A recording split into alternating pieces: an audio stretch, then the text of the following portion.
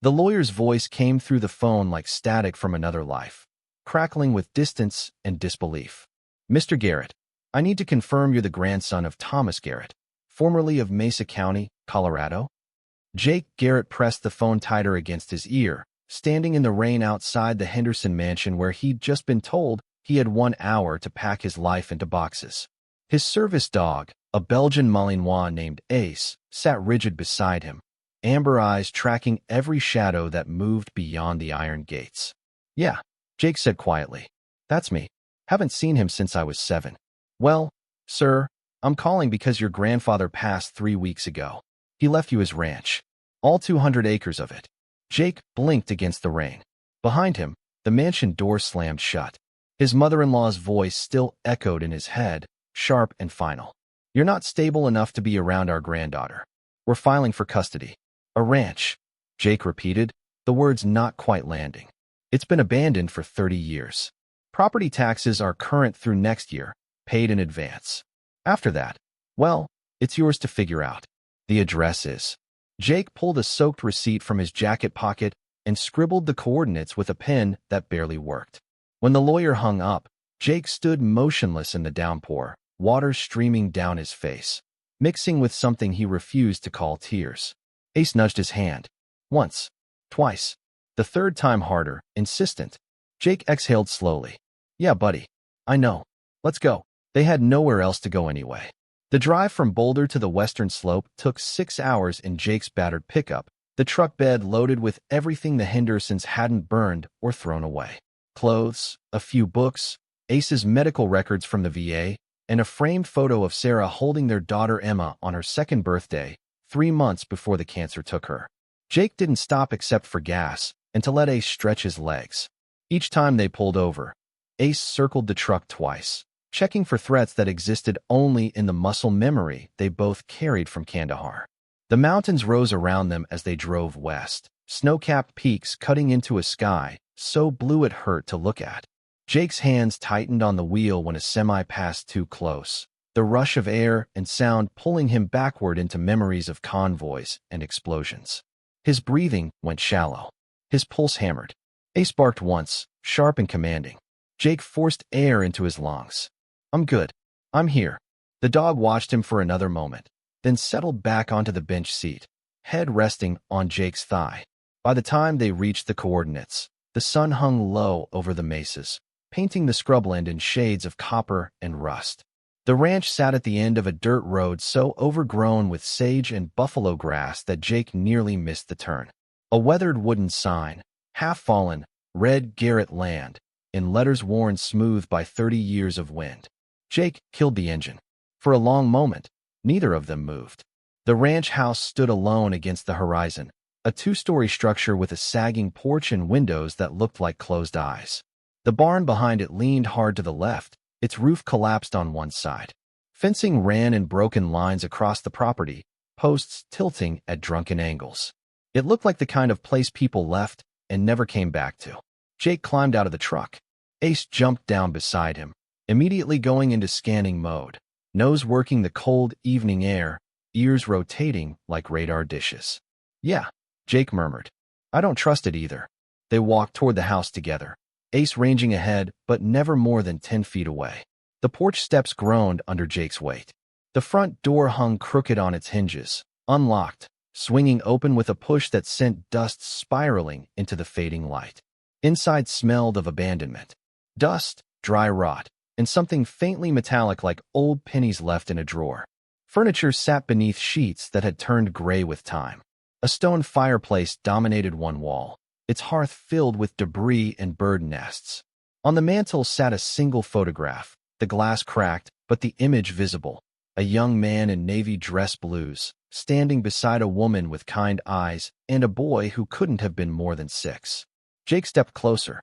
He recognized the boy, himself, and the man, his grandfather Thomas, before whatever happened that made him disappear from family gatherings, before the silence that swallowed his name at Sunday dinners. Ace whined softly, pulling Jake's attention to the floor. The dog had moved to the center of the room and was pawing at the wooden planks, claws clicking against the grain. "What is it, boy?" Ace scratched again, more insistently, then sat and stared at Jake with an intensity that meant pay attention. Jake knelt beside him, running his hand over the floor. The boards looked the same as the rest, weathered pine worn smooth by decades of footsteps. But when he pressed down, one board shifted slightly, settling deeper than the others. His pulse quickened. He pulled his multi-tool from his pocket and worked the blade into the seam between planks. The wood resisted, then gave with a dry crack. He pried the board up slowly, revealing a shallow space beneath. Inside lay a metal lockbox, its surface pitted with rust but intact. Jake lifted it out carefully. It was heavier than it looked, dense with something more than emptiness. Ace leaned in close, sniffing once, then looked up at Jake as if to say, "I told you." "Good boy," Jake whispered. "Good boy." The lock was old but simple. A few minutes with the multi-tool, and it clicked open.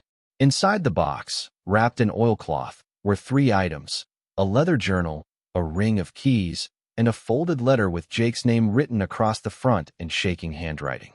Jake's hands trembled as he unfolded the letter. "Jacob, if you're reading this, then I'm gone and you found what I left behind. I always figured you'd be the one. You had your mama's eyes and your daddy's spine, and that's the kind of man who doesn't quit when things get hard. I don't have much time left to explain everything, so I'm going to tell you straight. There's something under this ranch that the family tried to bury 30 years ago. Something worth a hell of a lot more than land and cattle. I hid it because they would have destroyed it, sold it off, erased what it meant. The keys will get you into the old equipment barn, the one everyone thinks collapsed. It didn't. I reinforced it and sealed it shut. What's inside belongs to you now. Not because of blood, but because you're the only one who'd do right by it. Trust your instincts, boy, and trust that dog of yours. Animals know things we forget. Grandpa Tom." Jake read the letter twice, then looked at Ace. Equipment barn. The dog's tail lifted. Outside, the last light bled from the sky, leaving the ranch wrapped in the kind of darkness that felt older than electricity. Jake grabbed a flashlight from the truck, and together they walked past the collapsed barn toward a structure he'd barely noticed when they arrived. A low concrete building set into the hillside, almost invisible against the mesa's rocky face. The door was steel, rusted at the edges but solid. Jake tried each key on the ring until one turned with a heavy clunk. The door swung inward, releasing a gust of cold air that smelled of earth and oil. Jake shone the flashlight inside. What he saw made his breath catch. The barn wasn't collapsed. It was a facade. Beyond the door, concrete steps descended into a reinforced underground structure, walls lined with shelves, workbenches, and rows of filing cabinets. But it was what sat in the center of the space that stopped him cold. Wooden crates. Dozens of them. Stacked floor to ceiling. Each one stenciled with the same markings. U.S. Navy, classified, authorized personnel only. Ace descended the stairs first, moving cautiously, testing each step before committing his weight. Jake followed, pulse hammering in his ears. He approached the nearest crate and pried the lid open with the crowbar hanging on the wall. Inside, wrapped in protective canvas, were documents. Thousands of them. Blueprints, schematics, technical manuals, all stamped with dates from the 1950s and 60s. Jake pulled one free and unfolded it carefully. His breath caught. Project Deep Echo Naval Submarine Communication System, prototype specifications. He recognized the language immediately. Classified naval engineering. The kind of work his grandfather had done before he retired, before he vanished into silence on this ranch. Jake opened another crate. More documents. Another. And another. Each one filled with technical secrets from an era when the Cold War ran hot and naval superiority meant everything. But it was the final crate, sitting alone against the back wall, that made Jake's hands shake when he opened it. Inside weren't documents. Inside were gold bars. 50 of them. Each one stamped with naval insignia and serial numbers. Jake sank onto a crate, head spinning. Ace pressed against his leg, grounding him. "What did you do, Grandpa?" Jake whispered into the cold silence. On the workbench beside the crates sat a reel-to-reel tape recorder, a single tape already threaded and ready to play. A handwritten label read, "For Jacob, play first." Jake's hand hesitated over the button. Then he pressed it. The tape hissed. Static crackled. Then his grandfather's voice filled the underground chamber, older than Jake remembered, rougher, but unmistakably him. "Jacob, if you're hearing this, you found the barn. Good. That means you're as stubborn as I hoped. A long pause. The sound of breathing, heavy with age and regret. What you're looking at is 30 years of silence. 30 years of me keeping my mouth shut about things I should have screamed from every rooftop in Washington. But I didn't. I was a coward. I was complicit. And by the time I found the courage to speak, they made it clear what would happen if I did. Another pause. Longer. The Navy paid me to develop communication systems. Cutting-edge tech that would give our submarines an edge the Soviets couldn't match. I did good work. Damn good work. But when the project got shut down, when Congress pulled funding, the brass didn't want to leave loose ends. They wanted the prototypes destroyed. All of them. Every blueprint, every schematic, every piece of hardware that could prove we'd built something that advanced. I was ordered to burn it all. And I couldn't do it, Jake. I couldn't destroy something that could have changed everything. So I took it, hid it, told them it was done, told them the fire was thorough, and I ran. Jake's throat tightened. They didn't come after me right away. Took them 5 years to figure out I'd kept copies. By then I'd buried everything so deep they'd never find it without tearing this ranch apart stone by stone. They threatened me. They threatened your grandmother. They made it clear that if I ever spoke about what I'd hidden, they'd make sure our family paid the price. So I stayed quiet. I kept my head down. I became the crazy old man nobody talked about at Christmas. And I waited. Waited for someone in the family who had the spine to do what I couldn't. The tape clicked. A long silence. Then, the gold isn't payment, Jake. It's apology money. The Navy lost a shipment in 1962. 50 bars. Never reported stolen. Never investigated. Because the men who took it were the same men who ordered the project destroyed. I took it as insurance. As proof that the rot went deeper than one coward engineer. What you do with this is up to you. You can sell the gold and walk away. You can burn the documents like they wanted. Or you can finish what I started. You can tell the truth. I don't know what kind of man you became, Jacob, but I'm betting you're better than I was. The tape ran out. Silence settled over the chamber like snow.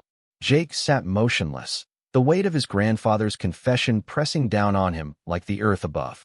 Ace nudged his hand, then his arm, then finally climbed into his lap, all 70 pounds of him, and rested his head against Jake's chest.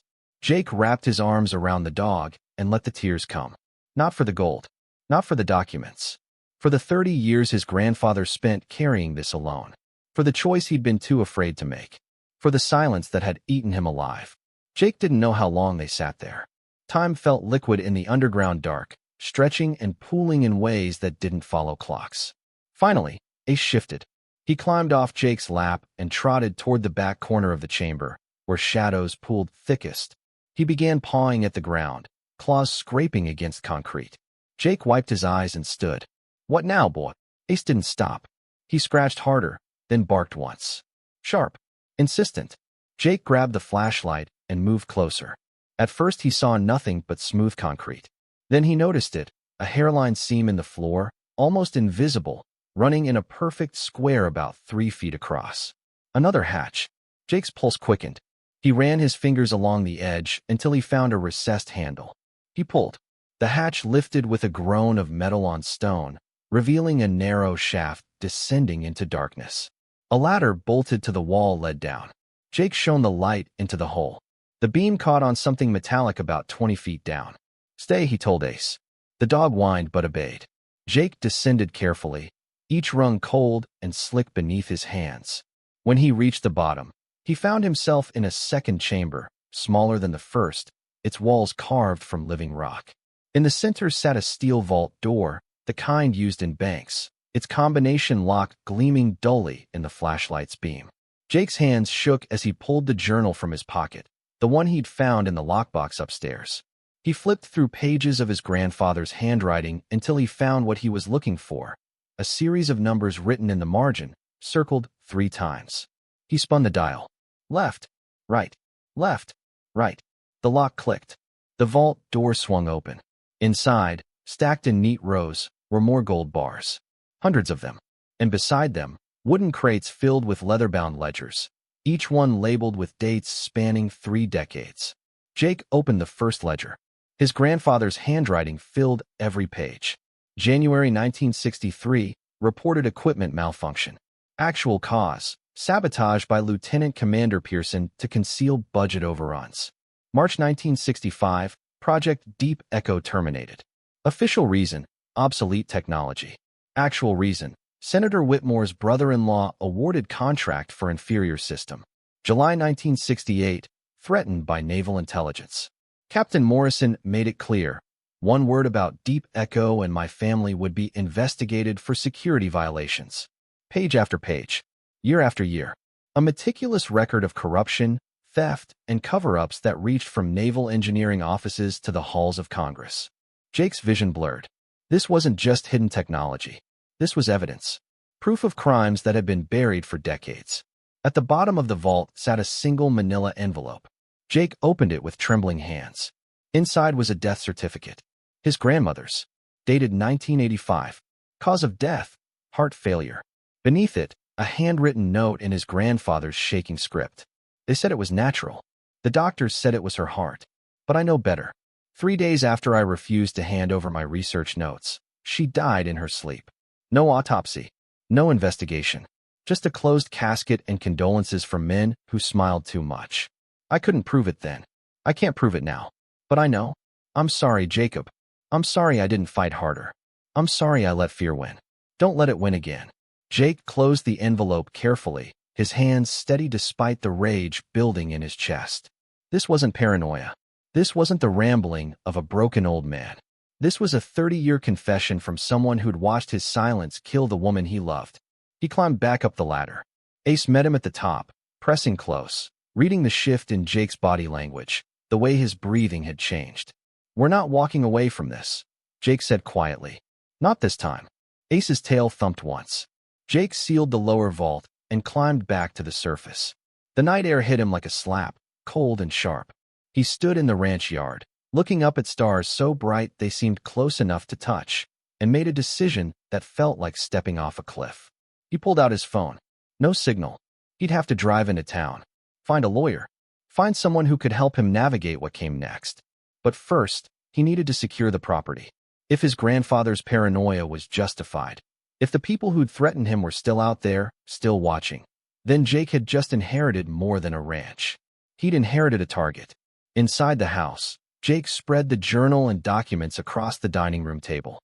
Ace lay beneath it, head on his paws, eyes tracking every movement. The dog hadn't relaxed since they entered the vault. He was on duty now, the way he'd been in Afghanistan when patrols went long and the threat level never dropped.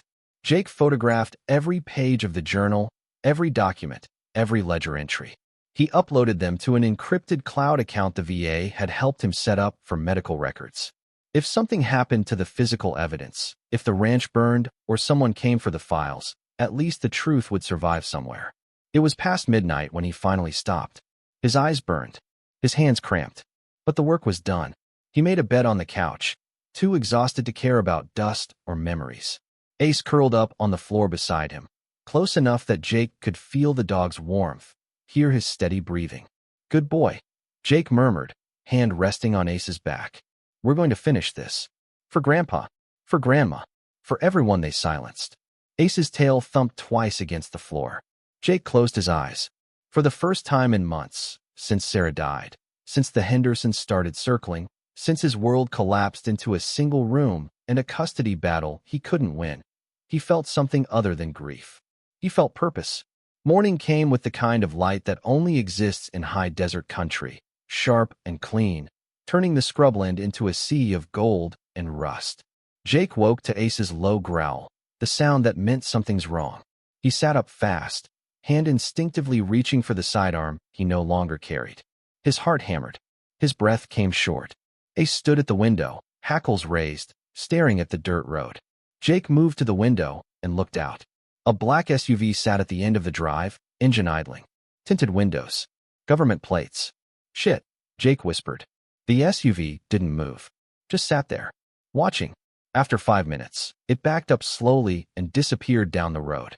Ace didn't stop growling until the sound of the engine faded completely. Jake's hands shook. He forced himself to breathe slowly, counting each inhale and exhale the way the VA therapist had taught him. Ace pressed against his leg, solid and warm. Okay, Jake said quietly. Okay, they know we're here. He needed help. He needed it now. He drove into the nearest town, a place called Palisade, where fruit stands lined the highway and the buildings still had hitching posts out front. The library sat on Main Street, a brick building with Wi-Fi and a public computer. Jake searched for lawyers. Found one 30 miles away in Grand Junction who specialized in whistleblower cases. He called from the library parking lot, Ace beside him, scanning the street. The receptionist put him through. Garrett. The lawyer's voice was sharp, efficient. What can I do for you? I need someone who isn't afraid of the federal government. A pause. Go on. Jake laid it out. The ranch. The vault. The documents. 30 years of evidence showing naval corruption and a cover-up that reached Congress. The lawyer was quiet for a long time. Then, Mr. Garrett, what you're describing could implicate people who are still very much alive and very much powerful.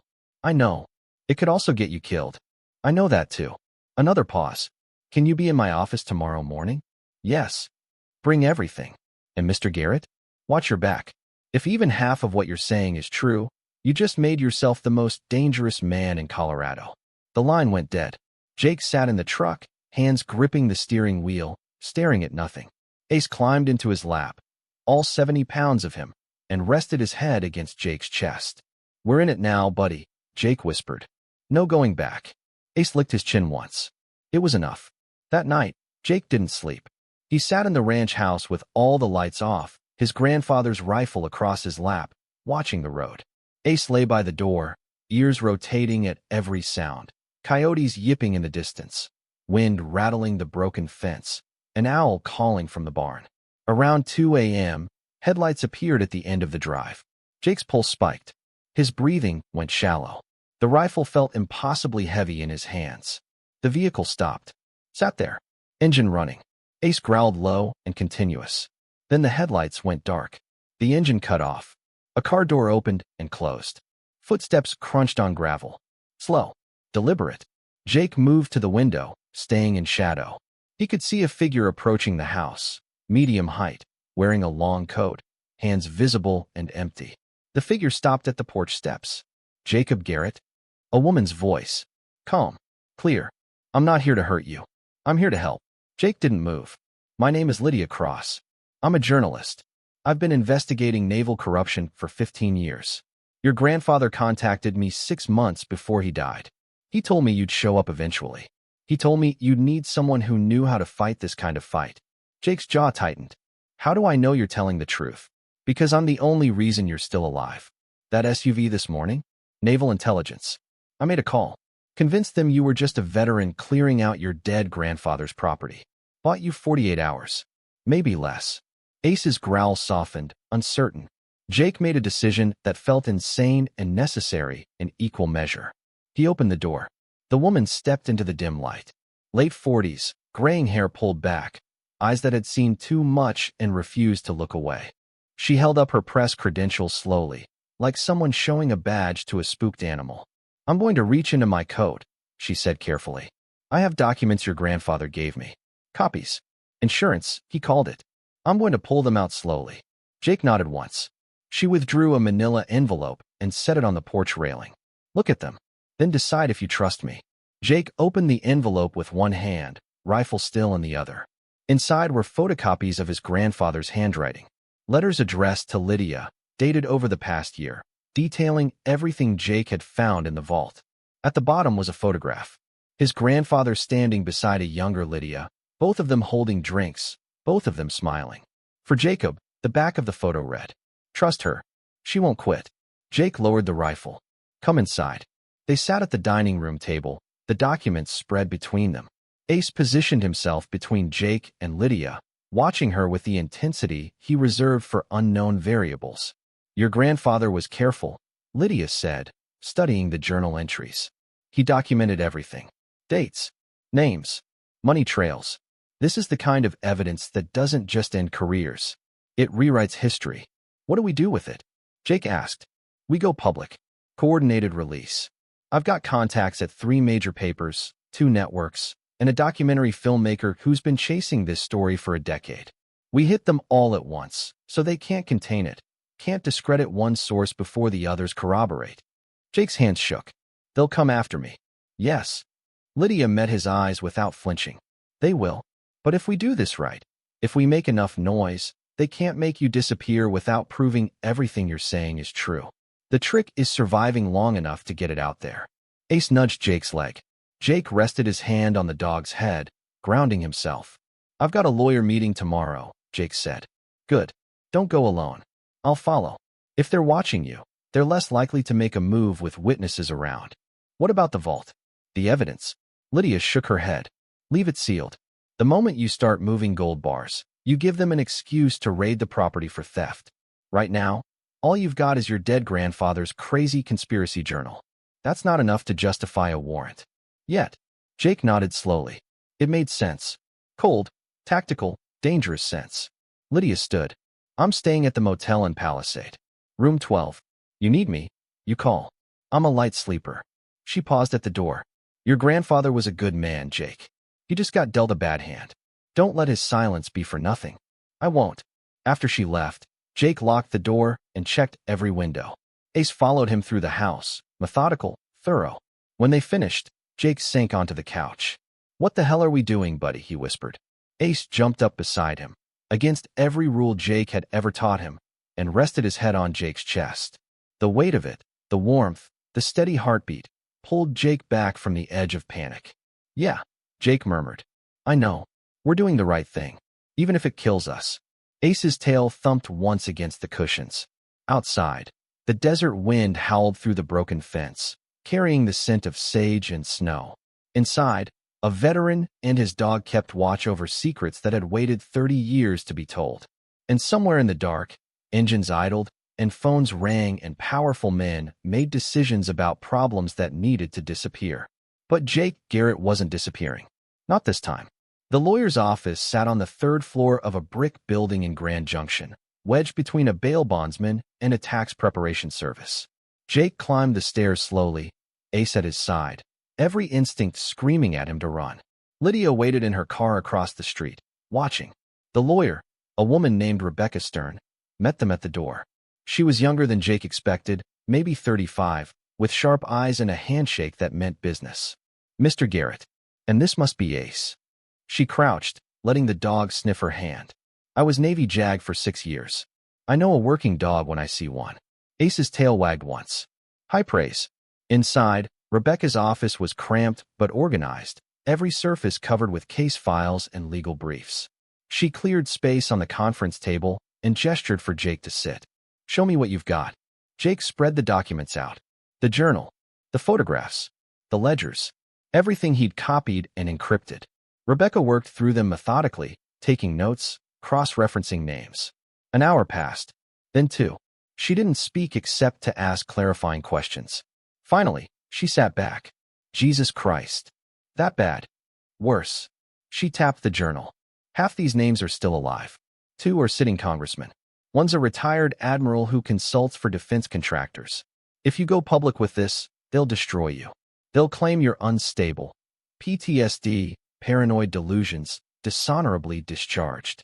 I wasn't dishonorably discharged. Doesn't matter.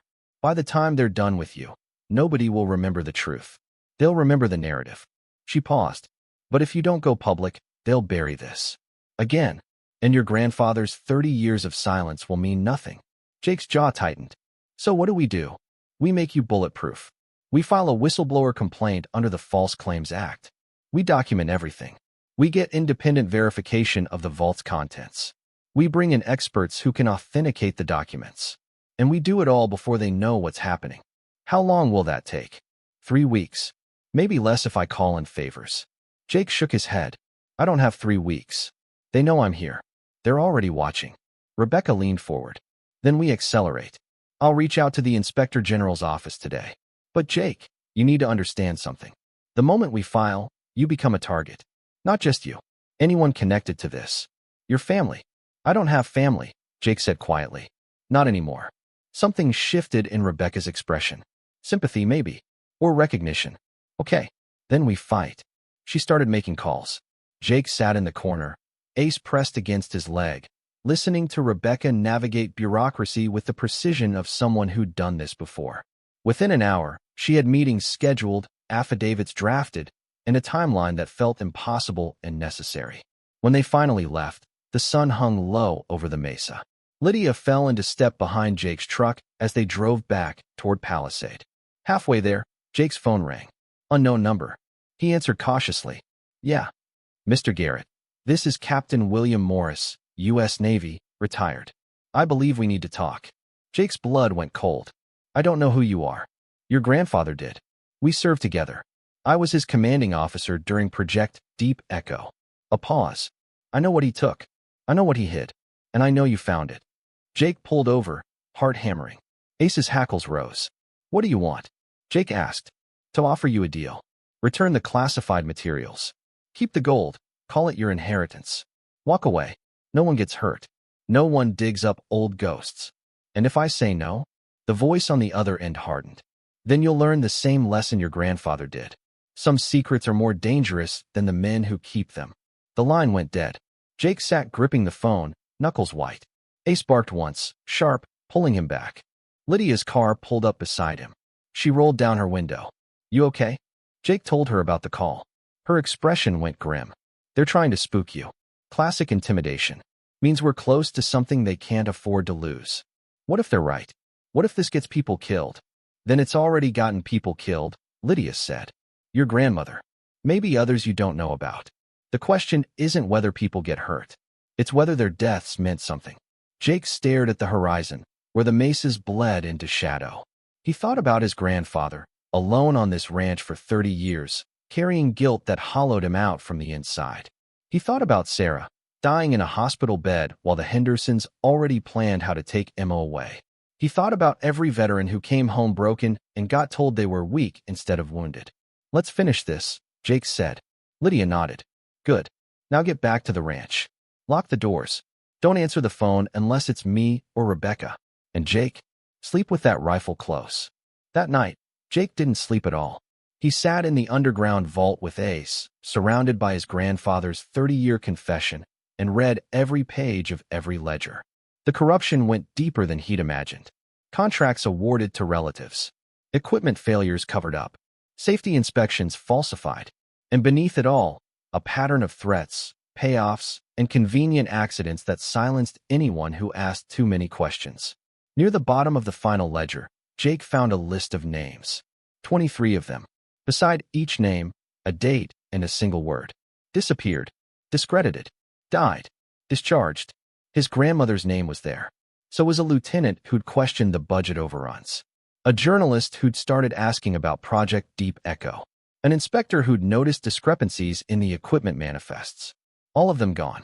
All of them within 6 months of raising concerns. Jake's hands shook.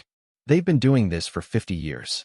Ace pressed close, sensing the spike in Jake's pulse, the way his breathing had gone shallow. We're going to stop them, Jake whispered. I don't care what it costs. We're going to make sure everyone knows. A sound echoed from above. Footsteps on the porch. Jake froze. Ace's head snapped up, ears locked forward. The footsteps stopped at the door. A long silence. Then a knock. Jake grabbed the rifle and climbed the ladder. Ace stayed below, blocking the vault entrance, hackles raised. Jake moved through the dark house, staying low. Who's there? Jake? It's Tom. Tom Henderson. Jake's stomach dropped. His father-in-law. The man who'd kicked him out of the mansion. The man who'd filed for custody of Emma. What do you want, Tom? To talk. Just talk. Please. Jake hesitated, then opened the door a crack. Tom stood on the porch, alone, hands visible, looking older than Jake remembered. Smaller. You shouldn't be here, Jake said. I know. Margaret would kill me if she knew I came. Tom's voice cracked. But I had to. Jake, I need to tell you something. About Sarah. About what happened before she died. Jake's chest tightened. I don't want to hear it. She left something for you. A letter. Margaret hid it. I found it last week going through Sarah's things. I think you need to read it. I think it might explain why Margaret's been so cruel. Jake finished. So determined to take Emma away from me. Tom flinched. She's scared, Jake. We both are. But I was wrong to let fear turn into cruelty. Sarah would have hated what we've done. He held out an envelope. Sarah's handwriting across the front. Jake took it with shaking hands. Tom stepped back. I'm sorry, son. For all of it. I'll testify in court if it helps. Tell them you're a good father. Tell them Sarah trusted you with Emma more than anyone. Why now? Jake asked. Because I lost my daughter. I'm not losing my granddaughter by destroying the man she loved. Tom's eyes glistened. And because Margaret got a call yesterday. Someone asking questions about our finances. About where we got the money for lawyers. It scared her. She thinks you're coming after us. Jake shook his head. I'm not coming after you, Tom. I've got bigger problems. Tom nodded slowly. Whatever you're into, Jake, be careful. People who ask those kinds of questions don't do it for no reason. He walked back to his car and drove away. Jake stood on the porch, envelope in hand, legs shaking. Ace climbed the stairs from the vault and pressed against him. Inside, Jake turned on a single lamp and opened the letter. My love, if you're reading this, I'm gone. I'm sorry. I'm sorry I didn't fight harder. I'm sorry I let them convince me you were too broken to help. My parents are good people who are scared of everything they can't control. They were scared of the war that took pieces of you. Scared of the nightmares. Scared that Emma would grow up with a father who might not come back from wherever he goes in his head. But I was never scared. I saw you come home. I saw you fight to be present. I saw you become a better father than most men ever try to be. If they try to take Emma, fight them. Don't let fear win. You're stronger than you think. And she needs you more than she needs their money or their mansion. There's something else. Something I never told you because I didn't think it mattered until now. My grandfather, the one who died when I was young, he worked for the Navy. He was an engineer. He and your grandfather knew each other. They worked on the same project. I found letters after he died. Letters between them. They were terrified of something. Something they'd seen, something they'd built. I don't know what it was. But I think your grandfather might have left you more than just memories. Trust your instincts, Jake. Trust Ace. And please, please don't let the world convince you you're too broken to be a hero. I love you. Always. Sarah. Jake read the letter 3 times, tears streaming down his face, hands shaking so badly he nearly dropped the paper. Sarah had known. Somehow, she'd known about the connection between their grandfathers. About the secrets buried on this ranch. Ace whined softly, pressing his head under Jake's hand. She knew. Jake whispered. She was trying to tell me something. He folded the letter carefully and tucked it into his grandfather's journal. 2 love stories, 2 generations apart, both tangled up in the same web of secrets and silence. Outside, the wind picked up. Storm clouds gathered over the mesas, turning the sky the color of bruises. Jake walked back down to the vault and stood among the crates, the gold, the evidence that had cost his grandfather everything. No more silence, he said to the empty chamber. No more fear. Ace barked once. Agreement. Promise. War cry. Thunder rumbled in the distance. The storm was coming. But Jake Garrett wasn't running from it. Not anymore. Rebecca filed the whistleblower complaint on a Tuesday morning while snow fell over Grand Junction. By noon, news vans started arriving in Palisade. By evening, the ranch was surrounded. Jake stood on the porch, Ace at his side, watching the chaos unfold. Lydia had done her job. 3 newspapers, 2 networks, and a documentary crew all broke the story simultaneously. Naval corruption exposed. Decades of cover UPS uncovered in Colorado Ranch. The headlines screamed across every screen, every feed, every broadcast. Within hours, the Navy issued a statement. We are reviewing these allegations with the seriousness they deserve. Any wrongdoing will be investigated thoroughly. Within hours after that, 2 of the congressmen named in the ledgers announced sudden retirements. The retired admiral released a statement denying everything, then deleted all his social media accounts. Captain Morris, the voice from the threatening phone call, was found dead in his home. Heart attack, the official report said. No autopsy performed. Jake watched it all unfold from the ranch, feeling like he was standing in the eye of a hurricane. Cameras pointed at him. Reporters shouted questions. Helicopters circled overhead. Ace never left his side. The dog stayed glued to Jake's leg, scanning every face, every vehicle, every shadow. Rebecca arrived at sunset, forcing her way through the press crowd. Jake, we need to talk. Now. Inside, she spread new documents across the table. The Inspector General's office moved fast. They've opened a formal investigation. But there's something else. Something I didn't expect. What? The gold. It's not just 50 bars. According to naval records I managed to access, that shipment was worth $12 million in 1962. Adjusted for inflation and gold prices today. She paused. It's worth $265 million. Jake sat down hard. What? $265 million. Rebecca's eyes were bright. And because the Navy never officially reported it stolen, because they buried the entire incident, you're the legal owner. Your grandfather's estate, technically, which you inherited. Jake's head spun. That can't be right. It's right. I had 3 different financial analysts verify it. Jake, you're not just whistleblowing. You're sitting on a fortune that makes you one of the wealthiest men in Colorado. Ace nudged Jake's hand. Jake stroked the dog's head mechanically, his mind struggling to process the numbers. What do I do with it? He asked quietly. Rebecca leaned back. That's up to you. But I'd suggest thinking carefully. Because the moment you claim it, you become a target for every scammer, every long-lost relative, every person who thinks they deserve a piece. Jake looked around the ranch house. At the dust, the broken furniture, the photograph of his younger self standing beside his grandfather. I know what to do with it, he said. 6 months later, the Garrett Veterans Center opened on the ranch. The house had been restored, the barn rebuilt, the underground vault converted into a climate-controlled archive for the documents that had changed everything. But it was the new construction that drew the most attention. 3 buildings, arranged in a horseshoe around a central courtyard. Housing for 20 veterans. Therapy rooms. Medical facilities. A training center where service dogs learned to help the broken warriors who needed them most. Jake stood in the courtyard on opening day, Ace beside him, watching veterans and their families arrive. Some came with dogs. Some came alone. All of them came carrying weights they couldn't name. Tom and Margaret Henderson were there. Margaret had apologized, stiffly, formally, but she'd apologized. Tom had hugged Jake and cried.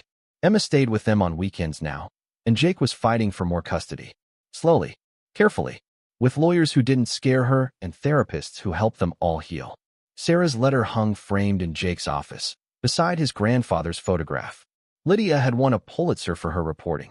Rebecca was representing 3 other whistleblowers now, building cases that might finally hold the powerful accountable. And Jake had found something he'd lost in Kandahar.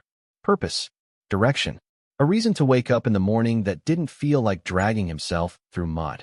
He'd kept enough of the gold to secure Emma's future, to pay legal fees, to make sure the Hendersons couldn't use money as a weapon anymore. The rest went into the center, into programs, into helping men and women who came home and found the world had forgotten how to see them. Captain Morris's death was still officially ruled natural causes, but 3 other officers named in the ledgers had been indicted. Congress had opened hearings.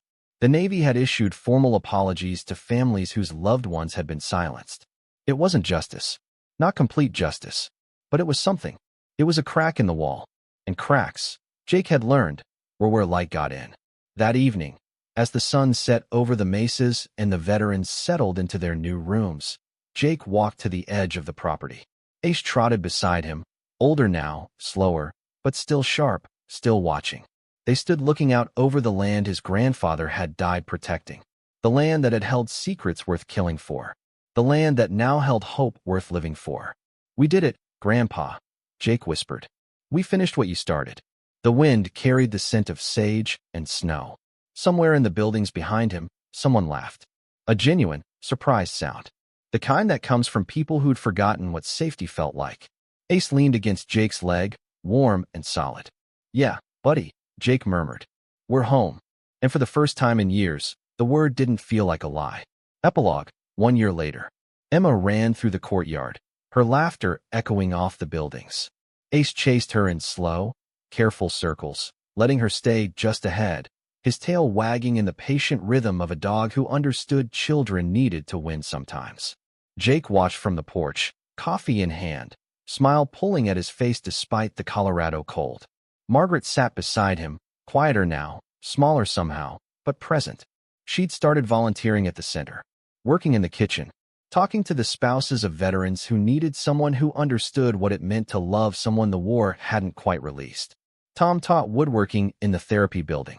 Simple projects, birdhouses, picture frames, things that required hands to focus on something other than trembling. The documentary had aired. 3 hours. Unflinching. Beautiful and brutal. It ended with footage of the center opening, with Jake's voiceover explaining why he'd done it. My grandfather lived 30 years in silence because he thought speaking would cost him everything. And it did. But silence cost him more. It cost him his peace, his marriage, his life. I'm not interested in silence anymore. I'm interested in light. In making sure the men and women who come home have a place where their wounds don't disqualify them from healing, where their service means something more than a folded flag and a government apology that comes too late. This ranch was supposed to bury secrets. Instead, it became a place where truth set people free. The footage ended with Ace, sitting beside Jake on the porch, staring directly into the camera with those amber eyes that had seen war and come home anyway. Now, a year later, the center housed 40 veterans. The waiting list was 200 names long. Donations poured in. Other ranches, other properties, were being purchased. Franchised hope, one journalist called it. Jake didn't care what they called it. He cared that it worked. That men and women showed up broken and left steadier. That dogs who'd been taught to fight were learning to heal instead. That Emma was growing up seeing her father as someone who fought for things worth protecting. The Navy had quietly settled with several families. Not enough money. Never enough. But acknowledgement. Apology. The beginning of accountability. 3 more officers had been indicted. The congressional hearings were ongoing. The rot was deeper than anyone had imagined, and the sunlight Jake had let in was burning it away slowly, painfully, necessarily. Captain Morris's family sued the Navy. Wrongful death. They'd found evidence suggesting his heart attack came hours after he'd tried to negotiate immunity in exchange for testimony. The case was still pending. But Jake didn't think about that much anymore. Revenge didn't interest him. Building did. He set down his coffee and walked into the courtyard. Emma ran to him, wrapping her arms around his waist. Ace trotted over, panting, grinning in the way only dogs can grin. "Dad," Emma said, "Ace says he wants a treat." "Does he?" Jake crouched, scratching behind Ace's ears. "You've been working hard, boy." Ace licked his hand once. Jake pulled a treat from his pocket. The dog took it gently, carefully, the way he did everything. Margaret joined them, moving slower now, her hip bothering her more as winter settled in. "Jake, there's a family waiting in reception. They drove from Kansas. Heard about the center. Their son just got back from deployment. They don't know where else to take him." Jake nodded. "I'll talk to them. Set them up in the guest suite. Let them know they can stay as long as they need." Margaret squeezed his shoulder. "Sarah would be so proud of you." Jake's throat tightened. "I hope so."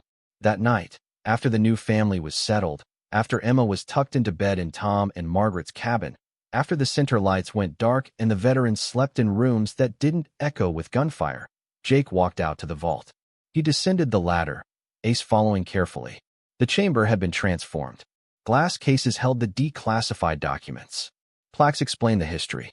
Visitors could tour it now, see firsthand what corruption looked like, what silence cost, what one man's courage could build.